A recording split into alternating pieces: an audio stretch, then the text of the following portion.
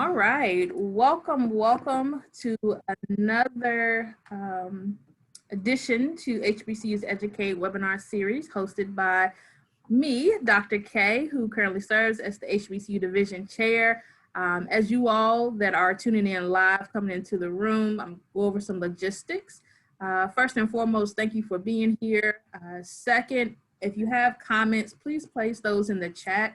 If you have questions, place those in the Q&A function, and we will allow time at the end of our conversation to answer those questions, all of them at most that we can answer. And as we continue to wait for others to come on in the room, as I like to say, feel free to chime in the chat. Once again, welcome, and we'll start momentarily.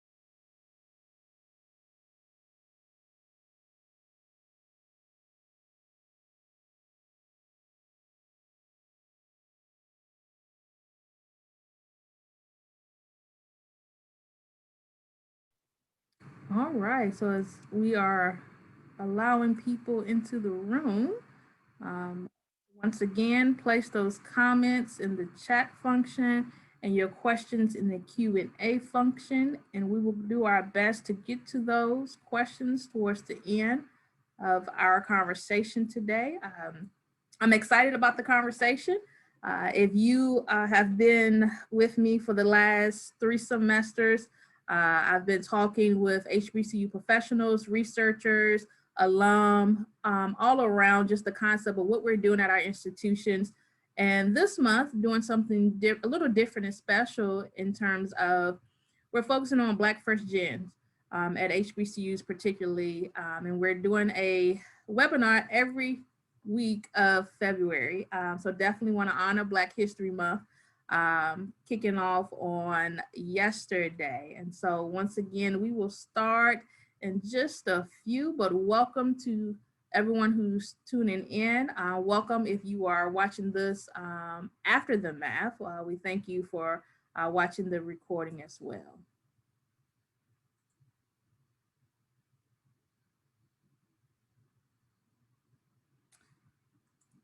All right.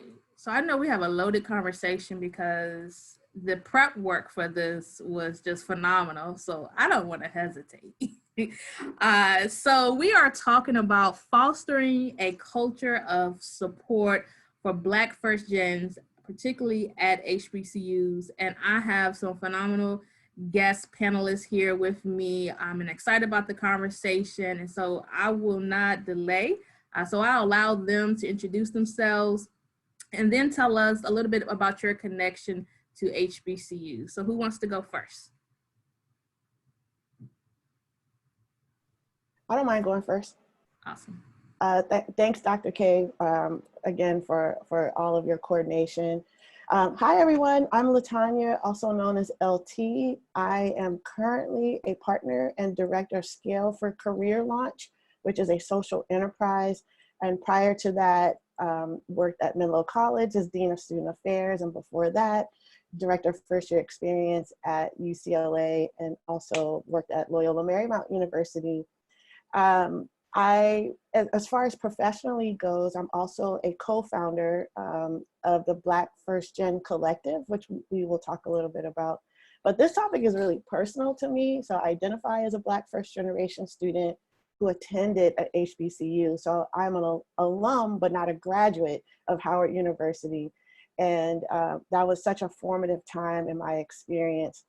I also want to acknowledge the McNair Scholars Program, which I participated in when I was a student at Howard. And shout out to the late Dr. McNair, who was a graduate of an HBCU, North Carolina A&T. So it's all running through my veins. Welcome, glad to have you here. And we just celebrated Dr. McNair here on campus at North Carolina A&T. So thank you for that shout out. I will step in. Kelly O'Neill. I am currently at Texas A&M University as the director of the Burns Student Success Center. Before that, I spent a couple of years at a small private institution, Houston Baptist University, as again the director of student success. And before that, at a community college, again, where I was director of the Student Success Center there. My connection with HBCUs is that although I am a Black first generation student, I do come from a family that has a legacy with HBCUs. My grandmother graduated from Grambling State University. Her son, my aunt, both graduated from GSU. My brother, a couple of cousins graduated from GSU. I spent many summers on campus when I was young in the Ruston, Monroe, Simsboro area. So I know the territory. And if you are at GSU now, Dr. Simmons, that's my uncle. He's been there 30 plus years. Thank you all for spending a little time with us today. I'm excited about the conversation. Awesome. Thank you for being here. So I'm just excited to hear about Kelly and all this Grambling, North Louisiana energy. So I as a first year student, first of all, good morning, good afternoon, good day. Gorge One Way, feel free to call me G. I currently serve as the Vice President of Student Affairs at Texas Lutheran University here in the beautiful city of Seguin, Texas. Prior to that, I served as the Interim Vice President of Student Affairs at my undergraduate alma mater, Grambling State University.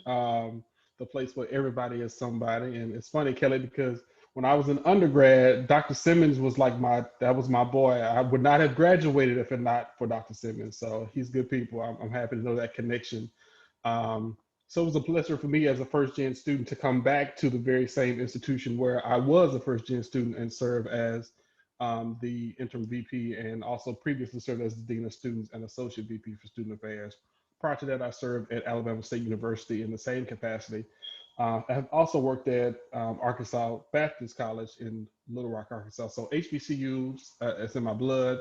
I love the institutions. I love what they stand for. I love the work that we're doing at those campuses and the magnitude of impact that we're serving for those students. So as a first gen graduate, all the way up through my doctorate, it's a pleasure to be able to talk about how we can continue to support those students and the institutions doing that good work. So appreciate you all for coming to have a conversation with us today, and appreciate you, Dr. K, for pulling everybody together.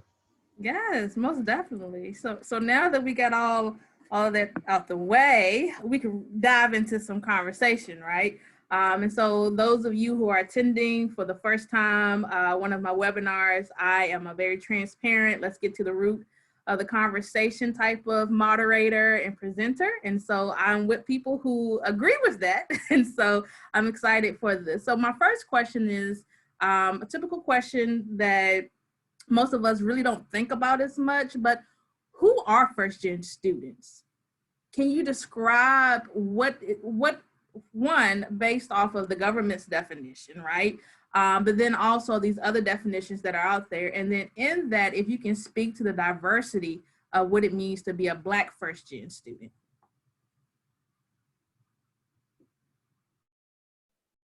I'm willing to go, but I'm really interested in Kelly O'Neill, like muddying this definition, because you were talking about your grandmother went to school, but you identify as a first gen, which shows the complexity, right? So I'll start, because I was a federally defined first gen student, which is the TRIO definition. Neither parent has completed a 4-year degree, and now we might say in the US, which will complicate things as well. So in my case, I was literally the first in my immediate family to go to a 4-year. So mom took some classes. I think we might be familiar with that concept, but my mom did not complete her.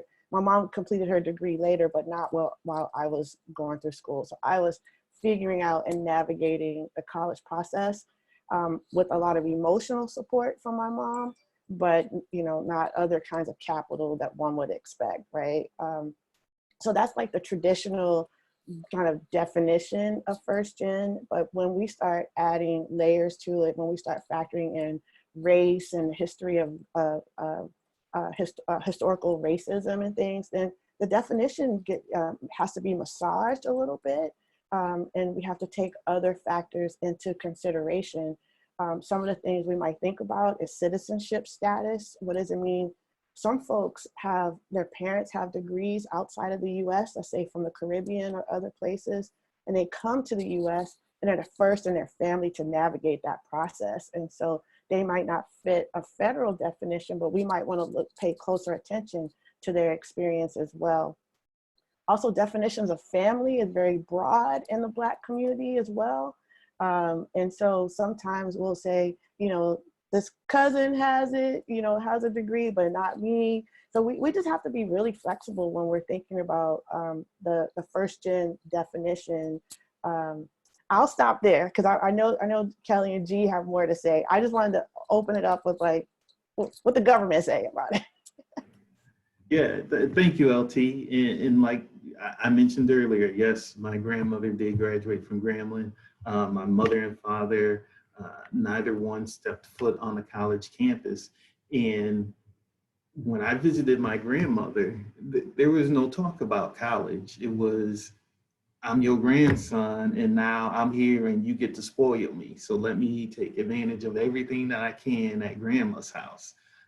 It was always, yes, college is probably the best thing for you to do so that you can be successful and be able to do all the things that you want to do and take care of your family. So there was always that. There was always go to college. There was always, you can go to Grambling. There was always you're smart. But as far as being at home and understanding how the FAFSA works and understanding how to even apply to college, that is information that I never received. I have a brother and sister, older sister, younger brother. We're all 2 years apart. They both graduated from college before me. But like I tell many people, they didn't pour into me their knowledge of what it takes to be successful in college because they were too busy themselves trying to be successful in college. So there was no, hey, I know how to do it, Kelly. This is how you should do it. It was just, hey, Kelly, get into college, have fun, and work hard because once you graduate, those doors are going to open. So that's my story of being first gen. Yeah, and I think that's very spot on. You know, for me, my grandmother on my dad's side of the family, both my grandparents on my dad's side of the family were college graduates. But again, you know, I lived with my mother, my stepfather, and my siblings. So there was not any cross conversation about, oh, you're going to go to college. This is what it's going to look like. This is what you should expect. And I think in today's world, a lot of our students are dealing with some of those same, you know, generational dynamics. They may have had some family members who've gone to college, but there's not conversations around dinner tables in a lot of Black houses about, you know, you're going to go to college, especially when you look at some of the socioeconomic backgrounds and so on and so forth. So for me, you know, being one of, you know, I've got three other siblings, I'm still the only one to have gone to college. Um, and I've still got another sibling who, you know, well, actually two who have not even graduated from high school. And again, I think that there shows that there are some dynamics in our communities and in our spaces that, you know, we've got to be able to talk more intimately and openly about what the college experience looks like and acknowledging it's not for everybody. But more importantly, realizing that as a first gen student, we've got to have a layered approach to being able to provide support and conversation very intentionally about how that looks for our students. You know, I'm reminded of a conversation I had recently where, you know, everybody would assume my current institution, you have to be Lutheran to go to that institution. Well, the flip side to that is a lot of people assume that everybody that goes to HBCU must be first gen. And, you know, we had a really robust conversation about this when we were prepping for this conversation today, that we've got to really dispel those type of rumors and those Mhm. myths, because I think it creates a false sense of expectation for students going to these campuses. Flip side to that, it creates a false sense of support for those institutions. So I know as we get ready to pivot to the next question in the conversation, that really raises some some opportunity to talk about what that experience looked like for students who some institutions assume these are all first gen, others assume, well, we don't have first gen because we're HBCU. It's a whole complex just system of just issues that I think we've got to do better as professionals in our craft of trying to work through. Yeah, so I might as well just throw all my questions out because yes, that was going to be my out the window. question. Right, that was going to be my next question about debunking this myth that students at HBCUs are all first gen because majority of our students are Black, and so which goes back to LT talking about the federal definition of first gen, but when you start adding in racism and etc., it looks and feels a lot different. So let's go ahead and get truthful about some things. And so let's kind of debunk, not kind of, but let us debunk this myth that because a Black student goes to an HBCU, that they are first gen, right? Because we also recognize that there are legacies, and you all have kind of spoken to that. Your parents, your auntie, your uncle, your cousin, or whoever went to a HBCU, and so you're here at one because of that. But backtracking, Black first gen at a HBCU, recognizing that they're not all first gen, right? And so I want to skip down to let's talking about trio in that space, right? Because you talked about support, expectations of support, and lack thereof. And so what I know of TRIO, and I'm speaking more particularly to student support services, right? You write a grant, you get it on your campus, but it is capped. So only a certain number of students can benefit from those first gen resources in TRIO. So my question is, how do we, knowing that not every Black student on the HBCU campus is a first gen, how do we leverage TRIO? And how do we get to a space where we're not so dependent on TRIO doing all first gen when we know that there's a cap for that grant?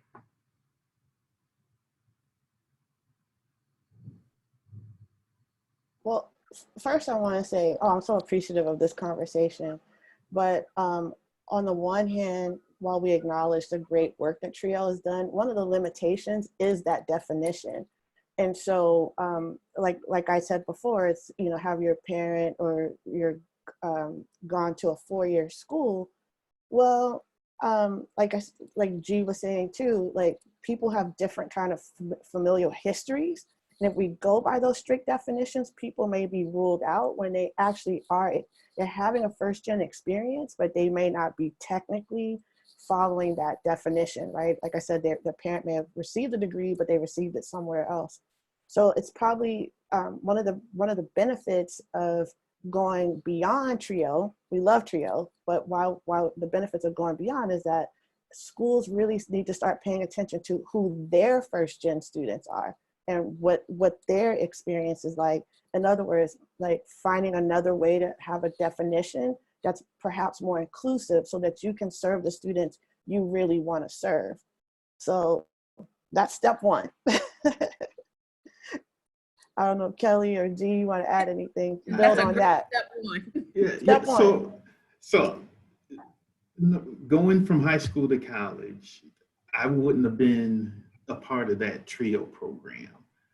So I could have walked right past the TRIO office at the college that I was at and had no idea what it was even about. So even if you're a first gen student, you see TRIO, even if you're not part of the TRIO program, if you know TRIO equals first gen, you can at least go in and ask some questions about being first gen. But if you don't know who your first gen people are on campus and you're not even reaching out to them and letting them know, hey, there's a TRIO office, we can talk to you. There's certainly that opportunity for us to talk to you. There's also other first gen students on this campus that you can communicate with and engage with. That's another reason why it's important for these institutions to know exactly who their first gen families are. And on top of that too is I think institutions, specifically HBCUs, have to embrace TRIO. because there are some HBCUs who don't even have TRIO programs, or they've let the funding lapse and they have not operated as such where they've refunded those services through operating budgets. So that's the first thing, and I think that also goes back to having very intentional conversations about who are the students that these institutions are serving, right? I'll take one thought is that an HBCU president would think that all of my students are first gen, so I don't have to have first gen services. Another president would say, well, we don't want the stigma associated with having these type of students, so we're not going to have a TRIO program because of what it looks like in the optics. So first, you've got to be able to come in that space and just be real of who we're serving. And we know that all the HBCUs are not a monolith, right? They're all very unique, serving very unique demographics within their geographic area. Some have, international and national prevalence, so to speak. So they're pulling different types of students, but some, in the backwoods, for lack of a better term, of Alabama, they're not pulling students from overseas. So they have a very specific demographic that they're serving. Those institutions should have TRIO programs, actively engaged TRIO programs who are supporting the pipeline of education. So it really goes back to we have to acknowledge for face value who we're serving and who we are as institutions. If we don't do that, then we're not going to be able to provide the quality type of services and programs to keep this pipeline of first gen students graduating from these institutions. Yeah. And that leads me to, takes the assessment person that says that how we're collecting data to even inform who our student population is, right? And so do you have on your admissions application a question about being first gen? And is it mandatory for students to answer that question, or is it optional, right? Because when we think about TRIO, it's certain guidelines that you have to meet before you can be a part of that program. But if we're thinking beyond TRIO and knowing that, okay, if we know our student population, we have about 1,000 students that identify as first gen. Of those 1,000, only maybe 300 will be eligible or meet the criteria for TRIO. So the remaining 700, what do we do with them? Mm-hmm. Where's the support? Where's the services that we can provide beyond TRIO for those students? So that data collection is key. And of course, our data person, our assessment guru would speak out about that. But I think you're spot on, though, because you can't, we always hear this data-driven decision. And that's not just, it doesn't just sound good. It's really got to be the gospel, right? So if we're not doing that, we're just shooting in the dark. And you've got to be able to determine, we had a very good conversation at another panel, I want to say it was last week, about, data-driven decisions in student affairs and drilling down to determine how are you using that data to provide those services and who are you serving? And, and you can't cherry pick the data. The numbers don't lie. So if the numbers are telling you that you have a 66% first gen student population, what are you doing there? Like, are you just out there letting them sink or swim? And I think we've got to be able to embrace that and not be siloed with that data. We got to be able to have those conversations around the table and say, this is what it looks like, for academic affairs. This is what it looks like from a development standpoint. So it all comes back to how do we best support first gen students. But I think, Kelly, you made a very good point that we got to embrace the data and not try to turn the page if it doesn't suit the narrative. Right. Dr. Dixon, I want to add something too. We need to say first generation is a higher ed term. It's not yet a common layperson's term that we're just sitting around at the table talking about, right? And the reality is that for many Black folks, when they hear something like first generation, their mindset often thinks about immigration and Latinx folks, right? And like, oh, that's not me, right? Mm-hmm. So we need to acknowledge that and continually talk about when we say, so we can't have a question that says, are you first generation, if we don't define what that is, right? And create some options. Like we gotta put it there, describe it, give some options, and then let people explain their background before we do that, right? Because I'm just gonna put it out there. Black first gens are definitely underreported. We're hyper visible and underreported at the same time, So want to tie back something that G said too. This also talks is indicative of the diversity of HBCUs. I just want to stress that. G, you said it, but we really got to stress it. Every HBCU is not Spelman and not Morehouse, that are incredibly well funded and in the popular media and all that. So there's a tremendous amount of diversity among Black people. So that just needs to be stated. Right, right. And that's true. And as you stated too, LT, let's dig into that. Let's take, an HBCU in rural Texas, right? That, the education component of not having the TRIO program and not having those support mechanisms in place for those students who are coming in here taking all these, these direct loans and parent plus loans that they don't even understand what that means. They just want to go to school. So if we don't, and I'm gonna keep on saying this until I can't say it anymore, institutions have to acknowledge who they are serving. That's the only Yes. way we better support first gen students, is if we acknowledge and recognize they are predominantly who we are serving, especially these small private HBCUs that have this constant pipeline of bringing these students on these campuses, and not all of them are set up or designed to support those students, while the retention numbers and graduation numbers look the way they are. So we're gonna really talk about this thing. We need to preach it and Come preach on. it and be real, because our institutions are not doing everything that we should be doing to support this particular demographic of students. Right. And when we talk about what's your definition of first gen, if your faculty and staff don't even know what that definition of first gen is, how are your students going to know that they are first gen? See, How are we getting this information to those students who are actually first gen And and see, are Kelly to looking open for a those whole nother door. resources? I'm right. gonna have to go off the screen. See, See, normally it's me that starts the disruption, but you didn't started it. So okay. And bring it back to the diversity. I mean, we have Africans they're the first generation Americans. We have Afro-Caribbean, Afro-Cubans. There's a difference between rural Blacks and Black people from the city. So there's a wide diversity of Black students and Black first gen students at these institutions. But again, we don't know who they are. Many times they don't even know who they are. And so a couple of points. One, when we talk about the diversity of HBCUs, given context that, and quote me if I'm wrong, there are about 2 HBCUs where their majority population is white and not Black. And so that looks different, right? And then the other piece is the bigger piece for me. If faculty and staff don't know, we can't expect our students to. And one of the things that I like to tell staff is, if you're not willing to develop yourself on the trends, what's going on in higher ed, what's going on in the world, how dare you say that you're developing our students, right? And so when we talk about first gen, it is very important that the entire campus understands that concept, not just the federal defined definition, but also the massage definitions when it comes to our student population, whatever your student population is. And then having some real conversations that lead to action, right?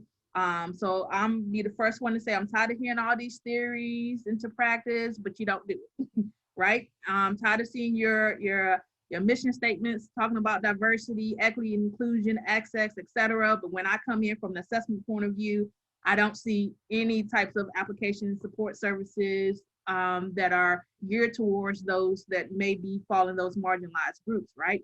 And first gen being one. Now, what NASPA has done is, the Center of First Gen.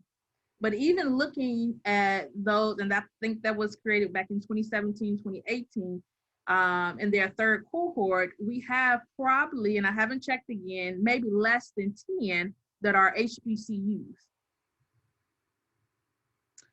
So this is a plug for the Center for First Gen, but also recognizing that there are resources out here that can at least give us the foundation to begin to have these conversations on our campuses.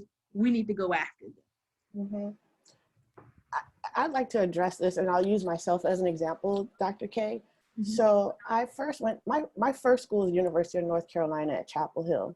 And what I experienced there was, of course, some racism and some culture shock, right? I attributed my discomfort there strictly to race, right? And so I was like, oh, let me go to the the blackest city, HBCU at the blackest city. So I went to Howard in DC. And while issues in terms of like comfort and climate improved for me, which also improved my grades, we got to talk about the correlation between those things. So I felt comfortable, my grades went up. I was still experiencing culture shock. And I'm like, wait, what the hell is going on? Right. It's because no one was addressing me as a first generation student. Mm-hmm. And so we don't talk more about why being first gen matters at an HBCU. We'll only focus on like the climate and comfort and things like that, which were so important to me. But I still felt marginalized at my own institution because I was seeing folks whose parents, grandparents, great-grandparents had been to Howard, right? And so the issue for me had to do with, can I drop this class? What is a bursar? It was very basic for me. It wasn't, so yes, there were issues having to do with fitting in and all that type of stuff. Here's the reality. By the time I left Howard, and again, I didn't even graduate, I had a 3.8 GPA, honor student, did not graduate from Howard University. Now that is a shame, right? The fact that really I needed someone to say to me, well, Tanya, you're a first gen student, right? And sit down and work with me. So University of Maryland gets the credit for me, not Howard University as an actual graduate. Yeah. And then you hit on something very particular, you know, if I feel good, if I'm comfortable, my grades will go up. But also recognizing I'm first gen, and I'm just throw this question out there, I'm not going to dive into it, but the correlation of that with what universities define as student success, retention rates, and graduation rates, maybe those may go up a little more because of the nature of your students if you address them for who they are. And not necessarily what they are, and how that correlates with if I'm giving them the support as a first gen, knowing what support is needed, their grades are going to go up. They're going to graduate in a time frame that we want. I used to have a colleague that said 4 and no more, and which helps, you know, keep it in that frame. But we know some majors go beyond that. But when we recognize who our students are, when we know the context of our students, we do better. We can provide better. And those numbers that we look at to determine if we're successful in doing that will shoot up. And representation matters. As Black people, we say that all the time. Representation matters. Mm-hmm. So a student needs to see a faculty member. They need to see a staff member who is proud to say, I'm a first-gen graduate. Yeah. Yes, when I was in college, I was going to school full-time, I was working full-time. Yes, when I came to college, I didn't know what the Academic Success Center was. I thought all I had to do was just go to class and then go back to my residence hall. And if I did well, everybody's going to want to hire me when I graduate. But there's more to being a successful student when you're in college. Right. So these first-gen students need to know, who can I speak to? Who can I talk to? How do I learn that hidden curriculum that's on all these college campuses so that my experience will be successful? And that's why it's important being loud and proud as a faculty member and as a staff member, saying, I'm first gen. Are you first gen too? Let's have a conversation. And the other piece, so I'm tapping into my oiliness for those Black churchgoers. You know what that means. One of the reasons I believe that our Black first gen students at our campuses don't know the faculty and staff that are Black first gen is a lack of vulnerability. If I don't own the truth that I'm a Black first gen, regardless of the context of why I am, I'm probably less likely to expose that, because I may see that as something negative or something that I had to prove, that I have to keep proving myself to people. And you may unintentionally put that prove it mentality onto someone else. And so there's a lack of vulnerability amongst faculty and staff in terms of their truth and how they got to where they are, which, you know, puts them in a space where they're not talking to our students or feel they need to say these things. Just know that I got here. You don't need to know that I'm first gen, et cetera. So thank you for bringing that concept up. So I want to move to, we started talking a little bit about data collection. So from your point of view, what are some ways that HBCUs can begin to collect data on our Black First Gen students, and what does that look like? It definitely starts at entry, and I'll use one example of an institution that um, I'm familiar with, that they were not collecting the data up front. So it was not on the application. It was not on any entry documents that told the institution that this is a particular student that we probably need to be able to provide extra support for. So it's very simple, really. It's not a difficult thing. You just had to ask the question, and then you have to help to define what that means. What is a first generation student? Mm-hmm. Based on that definition, do you think you are a first gen student? Yes. So then as the admissions team are processing this information and sharing that data with, the faculty and staff members to help build schedules and stuff, then there's some flags along the process that we can start to pull those students and put them in cohorts and provide them with additional programs and services to make sure that they're successful. I think that we've talked a little bit here in the past few minutes about something that really can be its own conversation in itself, which is this acknowledgement by faculty and staff members at HBCUs of their first gen status, and institutions doing better of educating our professional staff members on what it is as far as them being first gen and how we support them. So the data collection has a couple layers. It's students and it's faculty and staff, because then you can look at the opportunities of having those type of mentors on campus who are first gen, having signs on offices that say, I'm first gen also, so those students can correlate and identify with another person that can go in there and understand their struggle. So again, it all comes back to institutions acknowledging that, and then you have to collect that data from multiple different avenues to be able to build this wall, this hedge of protection to support these first gen students. But again, I think a lot of institutions are not doing that well and not really talking about it well, to be honest. See, you bringing in some points now. First, you're telling us that data collection really needs to be a university-wide collaboration, which says that we need to work together more rather than being silos. So I heard you when you said that. And the other piece is we have to be open and honest about faculty and staff, our own first gen status and how that shows up. Okay. Yeah. Pretty much. And we got to think about HBCU culture too. We got to think about who's working at these institutions, especially in certain departments. We'll pick on housing, for example. Okay. We've all known some of these spaces where you got the dorm mother, and now HBCUs have been slow to transition their housing and res life components to have true professional staff in those spaces who are credentialed and come from higher ed. We'll use that. Right. So if you got your typical dorm parent is a first gen. So, those folk have been working at those institutions for decades in some instances, more or less at some of these smaller institutions. But again, you got some public HBCUs that still have this very antiquated model of housing and res life. So you got literally a first gen person living and working in the same space with first gen students, and there's not cross-connected collaboration to be able to support those students.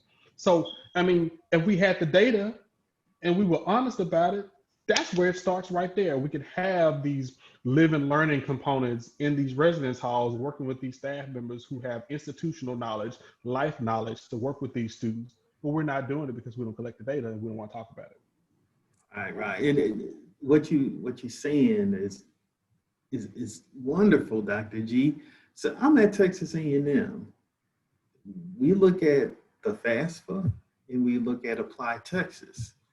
But if enrollment and recruitment isn't talking to financial aid, then there's two different lists of who is first gen and who isn't first gen. Mm-hmm. And then when I get a student in my office and we're having a conversation, one of the things I say, hey, so did your parents graduate from college?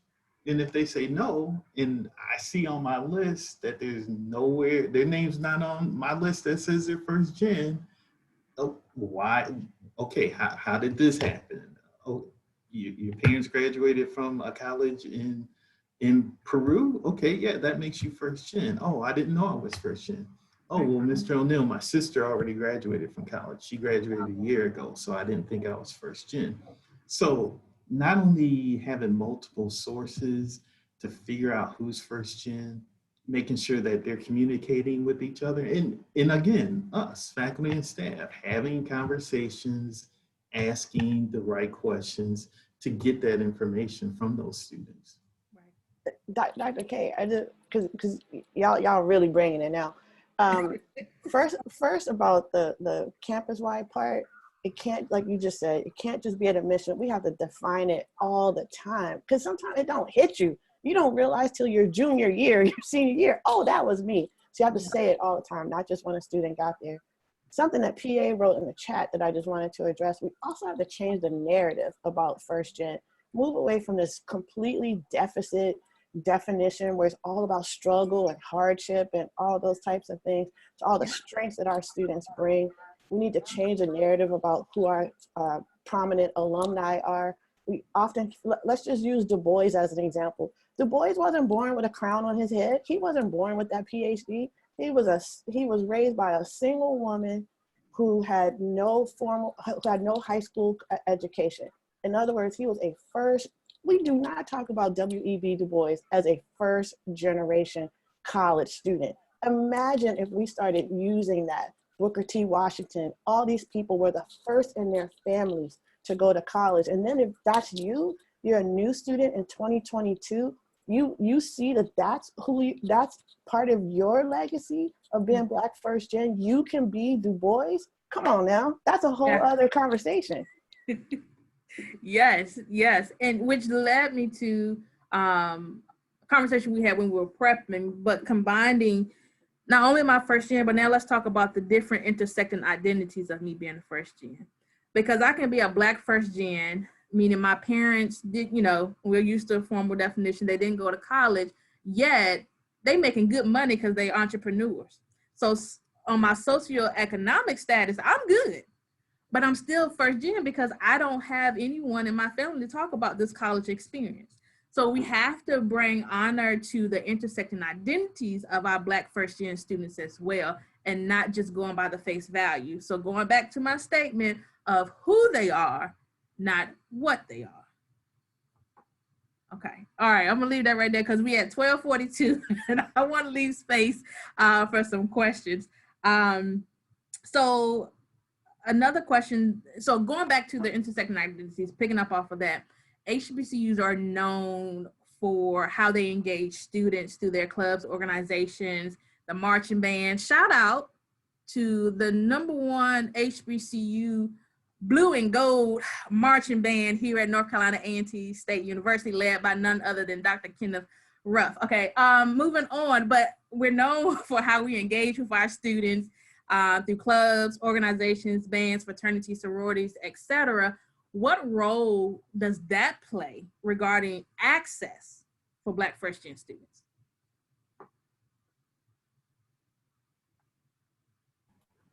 I mean, when you think HBCUs, you think the band.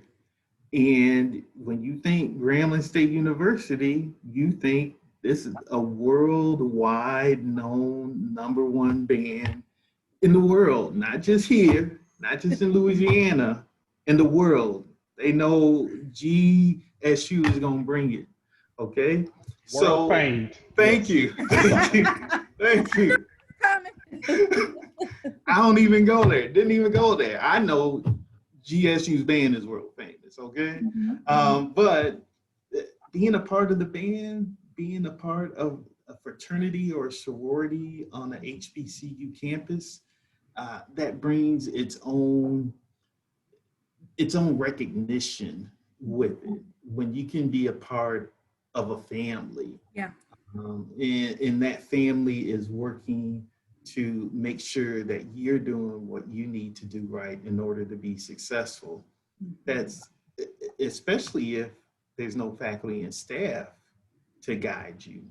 Being a part of those groups, vitally important for a Black first gen student at a HBCU. Yeah. And I'll add, I like to use examples. It helps me to visualize and recognize our impact that we do across the board. You know, I had a group of students when I was at a previous HBCU, and they were Greek, and they came to my office, and they were hot, and I was like, "What is wrong? What's going on?"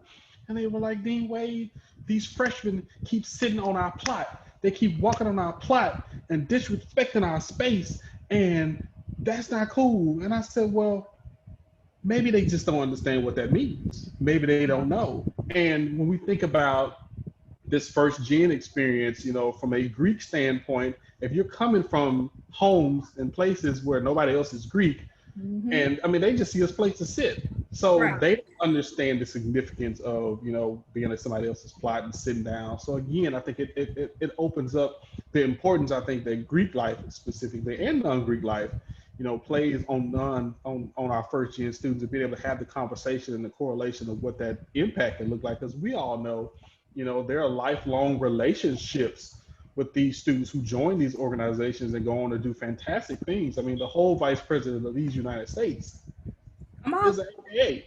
So, you know, we've got to be able to embrace that. And again, it goes back to institutions being able to have those conversations about what it means, because, you know, a lot of students, not all of them are legacy. You know, I know a lot of students who are crossing, you know, doing Greek life that they didn't come from those type of homes. They learned about it at the institutions. So again, Yeah. it's all about how we're having those conversations at orientation, how we're embracing the first gen status of making sure students understand what that means. You mentioned band earlier. You know, a lot of those students, they don't come from a long line of musicians who went to college and played in the band. Right. So, you know, there's a lot of layers to it that I think institutions have a lot of opportunity to be better stewards of how we support these students. And we're just not taking advantage of that. And it's good that we can have these conversations and hopefully it'll trickle down to some real action. Yeah, Oh, and we got that's a LT gonna be good. I'm ready. Let me go yeah, back on mute. and and that's before you get to us, and that's a good example of training in terms of fraternity and sorority life. So I'm speaking as a member of a D9 sorority, in that, you know, if I see someone on the plot that I know is not a member of any organization, let alone mine, let that be an opportunity to educate, because that individual may become a member because of that conversation you had, right? And so leveraging, how do we instill in our student leaders, regardless of whether they're first year or not, how they can be a positive contributing factor to the success of our first year students. LT? Well, I just put it in the chat that, you know, we also need to acknowledge that we have whole like representation and movies dedicated to Black first gens at HBCUs who are entering those spaces for the band or participating in fraternity or sorority, like Stomp the Yard, Drum. The whole storyline of Drumline is Nick Cannon's character being the first in his family and seeing the band as his opportunity to go to college. So that's a whole other area that we should be paying attention to. The point, though, is that there's a lot of opportunity there with those organizations. Thank you for that question. Yeah. So we have about 12 minutes.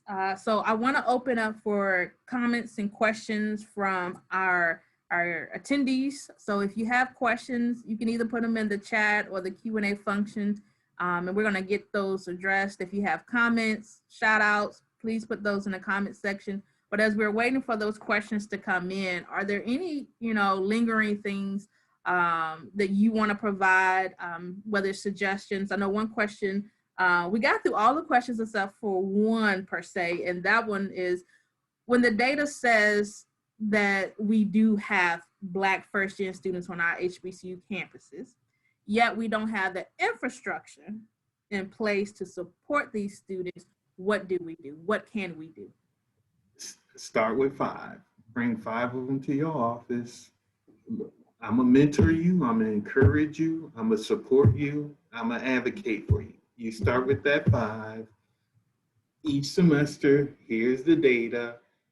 Each semester, okay, more and more first gen. I'm not overwhelming myself because I'm starting with a small group. And then one day, if some money comes in, you have this data that says, hey, I've been working with these 32 students over the last 3 semesters. Here is what their GPA looks like, because that's what they want to see at the top. They want to see retention and They want to make sure students are still going to class and doing well in class. So you start small. We don't have to have a first gen center with computers and tutors and advisors just for first gen. We can start with a small group and just build from there. I Yeah, agree. you just got to start. You just got to shoot the shot. Like you just got to do it, and it does not take a lot. It can start with just first identifying who those students are, and it can start with housing, making sure you put them in the same LLCs, or you can start with just having weekly lunch chats with first gen students and first gen faculty. It's lots of things we can do. We just have to be able to take the initiative to do it. We invest in so many things in higher ed. And often we'll say we don't have enough money or resources, but yet it's all about a budget is priorities. It's just all about what are we going to prioritize. Mm-hmm. And there's so many institutions that are, you keep hearing and reading predominant first gen population. I'll use my current institution, and I'll continue to toot my own horn for this, is that we included in our strategic plan a statement that specifically says we're going to provide support to our predominant first gen student population. That's I think that's the first strategic goal that we have in our new strategic plan. Wow. And what that does is it tells the institutional community, our stakeholders, our alums, everybody, that this is a priority for us no matter what. That everything else we got going on, that's great, but we are going to support, we're going to love on, and we're going to take care of first gen students because that's the predominant population of who we serve. Yeah. And we can't forget about that. So I think it takes leadership acknowledging who we serve, who's our population, and making sure that they rally the campus community around the fact that we got to protect these students. Mm-hmm. Because if you don't, somebody that has a center, they will. They will. Come on And now. your pipeline will dry up real quick and fast, and then you'll be scurrying around trying to see, oh, maybe we can get the next cohort of national first gen, and what can we do? It's too late now. You've lost those students. So, it just takes institutions to be able to make it a priority. Mm-hmm. So we have a question. Should TRIO programs such as Gear Up continue to be a matching grant 50-50, or should TRIO programs be a non-fiscal match focus for HBCUs?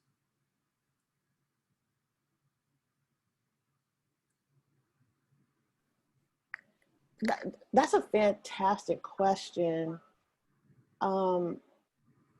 People may feel differently. I don't know that I would, like I said, all HBCUs can't be lumped together and have really different budgets and access to different types of funding. So maybe it depends on what the school is and what the population of their students are. When I think about a TRIO program at Alabama A&M, is going to land different than a TRIO program at Spelman, which has the Cosby Endowment, for example. So I don't know that I would make a blanket statement, I guess is what I'm saying. But other people may feel differently. Any other thoughts to that question? Great question. Thank you for asking.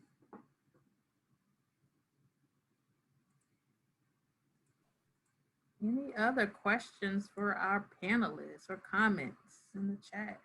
Thank you so much for being engaged in this conversation. I saw some of the chats as I was going, comments in the chat as I was going up and down. So thank you for being so engaged.